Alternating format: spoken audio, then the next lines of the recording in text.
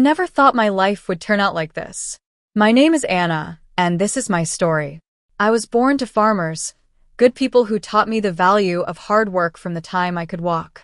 Our days started early, before the sun came up, taking care of the animals and crops. Life was simple then. I would go to school, come home, and help out on the farm. Weekends were for spending time with family and catching up on chores. It was all I knew, and I was happy with it. But things changed after I graduated high school. My parents, bless them, wanted more for me than a life on the farm. One evening at dinner, my dad said, "Anna, we've been talking. Your mom and I think you should go to college," and just like that, my world got bigger. I packed my bags and moved to the city, a place so different from what I was used to that it felt like another world. College was an experience. The classes were interesting, but it was the people that really opened my eyes. Students came from all kinds of backgrounds, with dreams and plans I had never imagined. Then I met Scott in my third year. He was charming, confident, and so different from the farm boys back home. Scott seemed to know exactly what he wanted from life. "Life's too short to spend it working all the time," he'd say, lying on the grass outside the library. "We should enjoy it while we're young." I was hooked. He made life seem like an adventure, not just a list of chores. We started dating, and before I knew it, we were talking about getting married. When I told my parents, they were cautious. They wanted to meet Scott and get to know the man who had won my heart. After Scott's first visit to the farm, my dad said, "He seems nice enough, but there's something I can't put my finger on. Just be careful, Anna." I brushed off his concerns. What did my old-fashioned dad know about love? Scott was perfect, and our life was going to be perfect too. My parents, being the kind people they are, paid for our wedding and even bought us an apartment in the city. "We want you to have a good start," my mom said, her eyes misty. "Thanks, Mom and Dad," I said, hugging them tightly. "I promise I'll make you proud." As Scott and I stood at the altar, exchanging vows and rings, I thought my life was all set. I had a husband who I thought loved me, a good job in the city, and a bright future ahead. The first couple of years of our marriage seemed fine to me. Scott and I both worked in the city, and we settled into a routine. But looking back, I can see the signs that things weren't as perfect as I thought. "Do we really have to go to your parents' farm this weekend?" Scott would complain every time I suggested a visit. "It smells like manure, and your dad always wants me to help with something." I'd sigh and try to explain, "They're my family, Scott, and they've done so much for us." He'd grumble, "Fine, but I'm not shoveling any cow poop." I brushed it off, thinking he was just a city boy not used to farm life. I grew up with those smells and chores. But now I wonder if that was a red flag. 3 years into our marriage, I got pregnant. I was over the moon, and my parents were thrilled. "A grandchild," my mom squealed over the phone. "Oh, Anna, we're so happy for you." Scott, on the other hand, wasn't as excited. "A kid already? I guess that's okay." I figured he was just nervous and that he'd warm up to the idea of being a dad. My parents, as always, were incredibly supportive. They bought us a car and even paid for our vacations. I was so grateful, but Scott seemed to take it all for granted. "Of course they're helping us," he'd say. "That's what parents are supposed to do." When our son Peter was born, I fell in love with him instantly. But Scott struggled. He tried, but fatherhood didn't come easily to him. "Can't you keep that kid quiet?" he'd complain when Peter cried at night. "Some of us have to work in the morning." I held back my frustration, telling myself we were both just getting used to being parents. Life went on, and we visited the farm when we could, though Scott became more reluctant with each trip. "Your dad wants me to help fix the tractor again," he'd groan. "I'm not a mechanic." I'd watch my dad and Scott working together, my dad patiently showing him how to fix things while Scott fumbled with the tools, looking annoyed. Then, within a year, both of my parents passed away. I was heartbroken. "They're gone, Scott," I sobbed into his shoulder. "I can't believe they're really gone." He patted my back awkwardly and said, "It'll be okay. At least they left us the farm." His words shocked me. The farm, my family's legacy, and all Scott could think about was what we'd inherited. A few months later, Scott dropped a bombshell.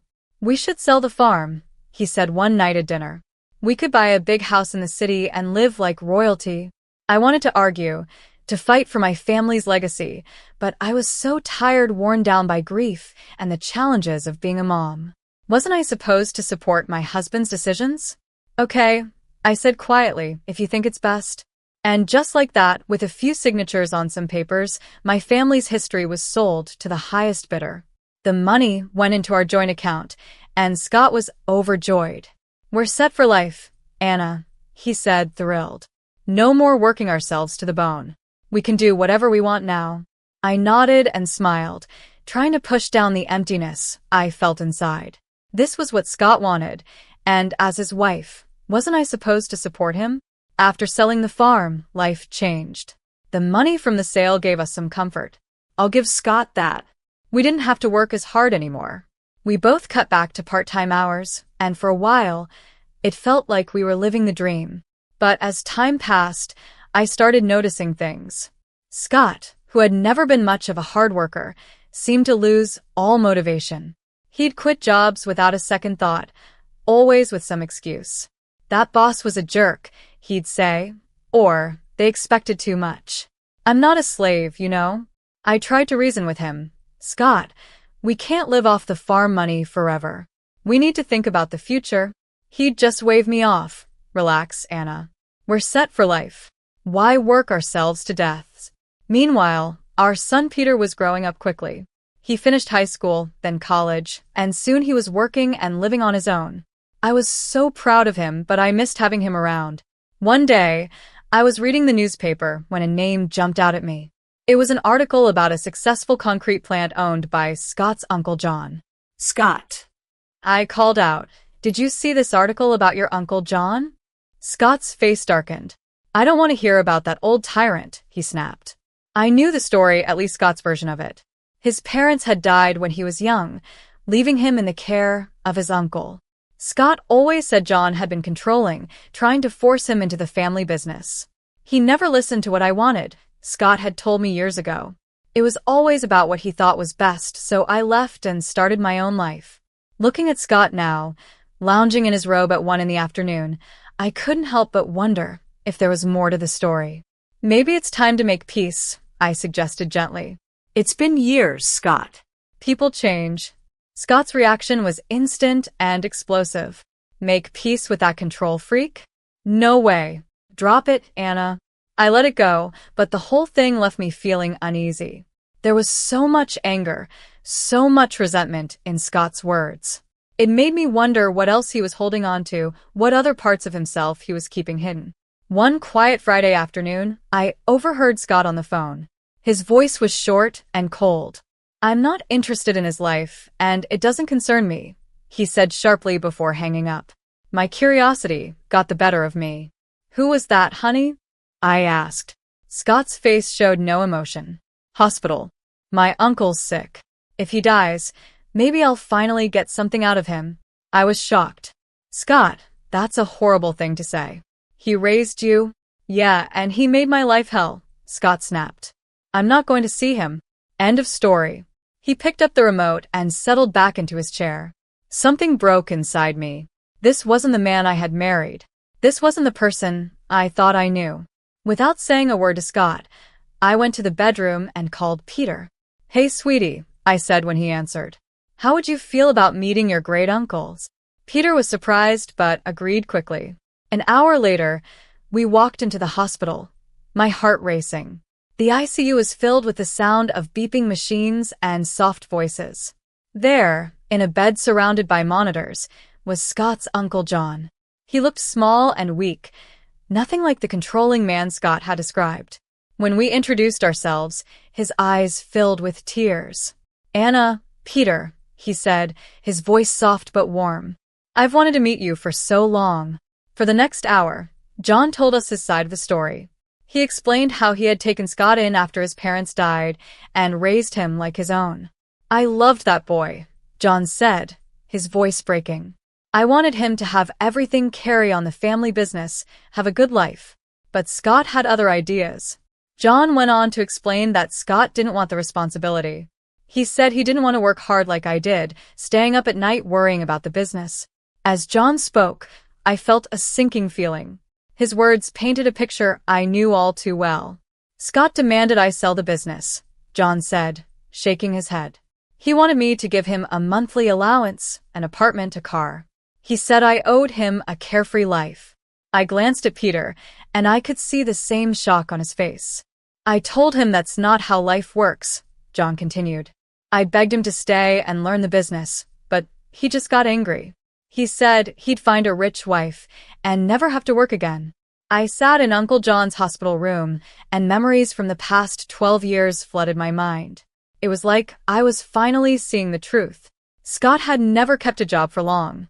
He always worked part-time, called in sick, and took lots of days off. I had always thought it was because he was stressed or just a free spirit, but now I understood. He would always say, "Life is for fun, Anna. Why work so hard?" A sick feeling hit me as I realized that Scott didn't marry me for love. He married me for my family's money, for the easy life he thought I could give him. I was just a way for him to get what he wanted, the rich wife he had promised his uncle he'd find. Tears filled my eyes as the truth sank in. Our life, our marriage, our family, it had all been built on a lie. Uncle John's weak voice pulled me from my thoughts. "I'm so sorry," he said. "I wanted to leave something for you and Peter, but I can't." "It's okay," I said, squeezing his hand. "We don't need anything." "I had plans," John continued, sounding upset. "A new project. It would have changed everything, but I ran out of time." Suddenly, John's face twisted in pain, and the machines around him started beeping urgently. A nurse rushed in. "You need to leave," she said. A few days later, the call came. Uncle John had passed away.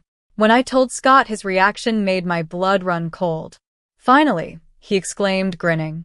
"Took the old bastard long enough." I stared at him, horrified. "Scott, he was your uncle. He raised you." Scott waved me off.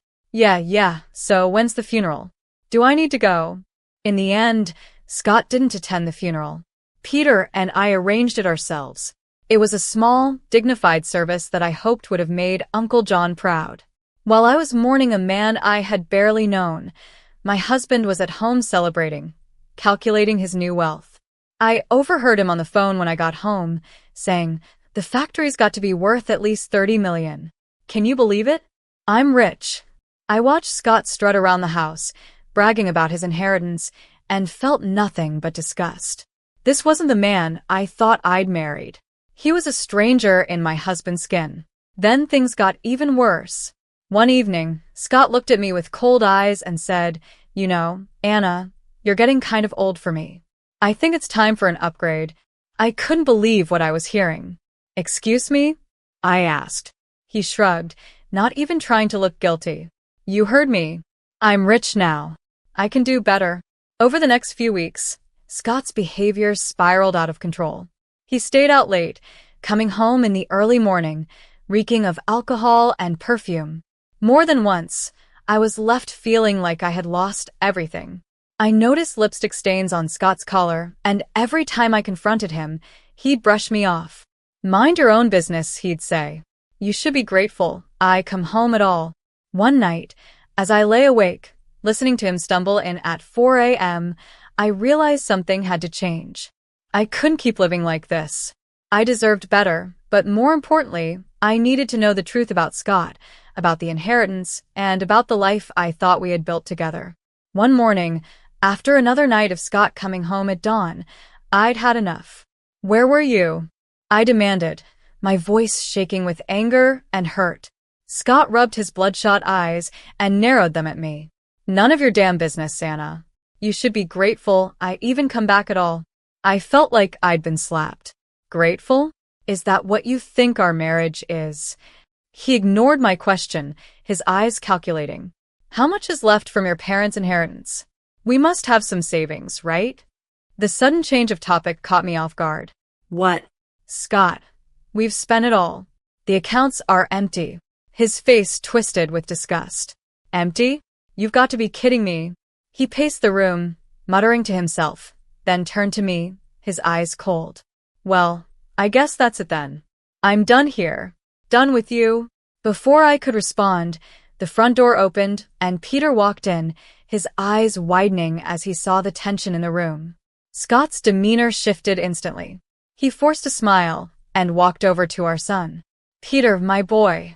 Just the person I wanted to see. I need you to sign something for me." Scott pulled a document from his pocket and handed it to Peter. "It's just a formality. You're giving up any claim to Uncle John's estate. Since there's no will, it all comes to me anyway." Peter looked confused, glancing at me for guidance. After I gave him a small nod, he signed the paper without hesitation. Scott's grin was triumphant as he grabbed the document back. Then, as if a switch had flipped, he turned to me, his voice cold and flat. "I want a divorce," he said. "I never loved you, Anna. I just put up with you for your parents' money. But now I'm rich. I don't need you anymore." His words hit me like a punch, even though deep down I had suspected this. Hearing it laid out so bluntly was still devastating. "I'm moving to Uncle John's house," Scott continued, already packing a suitcase. "Don't try to contact me. It's over." And just like that, he was gone. 33 years of marriage packed into a suitcase and out the door. I stood there, frozen, trying to make sense of what had just happened. It felt unreal, like a bad dream. I couldn't hold it together any longer. "Mom?" Peter's voice was soft, full of concern. "Mom, are you okay?" I turned to look at my son, my steady rock, and the dam broke. Tears poured down my face as Peter wrapped his arms around me. "It's okay, Mom," he whispered, holding me tight. "We'll get through this. You're strong, and you'll be okay." As I clung to him, sobbing into his shoulder, I couldn't help but be amazed at the man he had become, kind and compassionate, everything his father wasn't. Then I realized something. "You're the best thing he ever did," I whispered to Peter. "The only good thing to come out of this marriage." Peter hugged me even tighter, and in that moment, I knew that no matter what happened, I wasn't alone. I had my son, and together, we'd face whatever came next. The weeks after Scott left were a blur of pain and disbelief.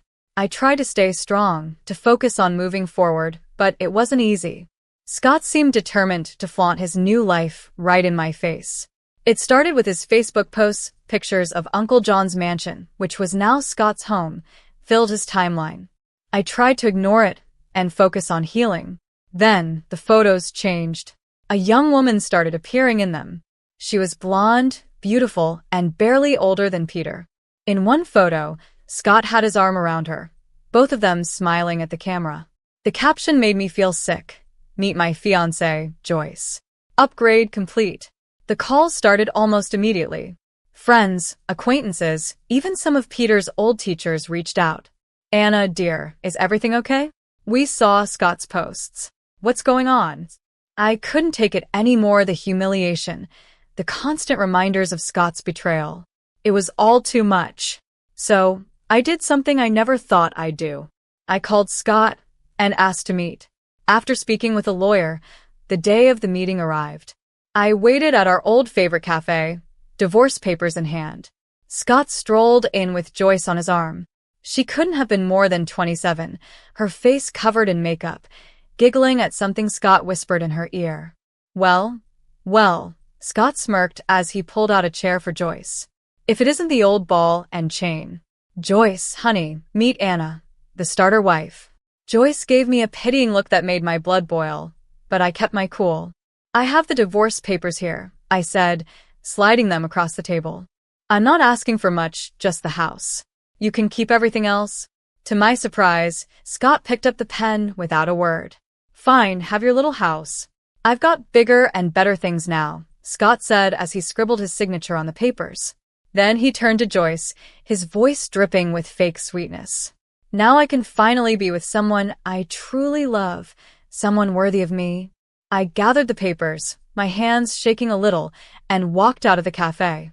Behind me, I could hear Scott's mocking laughter, but I didn't look back. I had what I came for. The next day, I filed for divorce. As I handed the papers to the court clerk, I felt a huge weight lift off my shoulders. For the first time in months, I felt like I could breathe again. Life has a funny way of bringing justice when you least expect it. For me, It came in the form of a newspaper headline. Local business tycoon's empire crumbles, nephew left with massive debt. It turned out Uncle John had taken out a huge loan just before he passed, hoping to expand his business. He had mentioned something about a new project during our hospital visit, but Peter and I hadn't understood the impact at the time. Now it all made sense. I watched from afar as Scott's new life fell apart. He sold the factory, the mansion, the cars, everything, and he still owed nearly $1 million.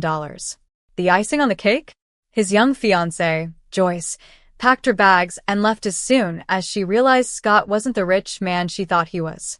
I'd be lying if I said I didn't feel a bit of satisfaction. Karma had finally caught up with Scott. Then one rainy evening, there was a knock at my door. I opened it to find Scott standing there, looking nothing like the smug, wealthy man who had walked out on me months ago. He was a mess, his eyes red and desperate. "Anna," he said, his voice cracking. "I've been such a fool. I see that now. Please, can we talk?" Against my better judgment, I let him in. For the next hour, I listened as Scott poured out his heart. He told me how he had lost everything and realized what really mattered in life. "I was wrong, Anna," he said, his eyes begging. "So wrong. But now I see you were the only one who ever truly cared for me, the only one I've ever really loved." Then, to my shock, Scott got down on one knee, pulling out a small velvet box. "Anna, please give me another chance. Marry me again. Together, we can get through anything." For a moment, I was speechless. Then I did something that surprised even me. I laughed. It started as a small chuckle and grew into full-blown laughter, with tears running down my face. Scott's expression dropped. "What's so funny?" he asked, confused. When I finally caught my breath, I looked Scott straight in the eye. "Oh, Scott, did you really think it would be that easy? That you could treat me like trash, throw me away, and then come crawling back when your life fell apart?" His face darkened, and he stood up, angry. "Now listen here," he snarled. "This is my house too. I have rights." I calmly walked to the drawer where I kept the divorce papers, pulled them out, and showed him his own signature. "No, Scott, you don't. You sign away any claim to this house. It's mine.